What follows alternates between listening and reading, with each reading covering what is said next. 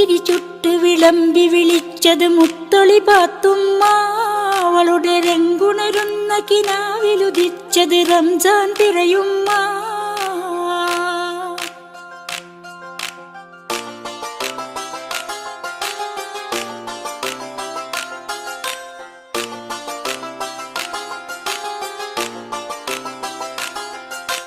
ഇമ്പമഴയ്ക്കൊരു ചേമ്പില തലയിൽ കമ്പൊടു കുടയാക്കി അവനുടെ വമ്പിയലും വരത്തും കാത്തിത തുമ്പിപ്പാത്തുമ്മ.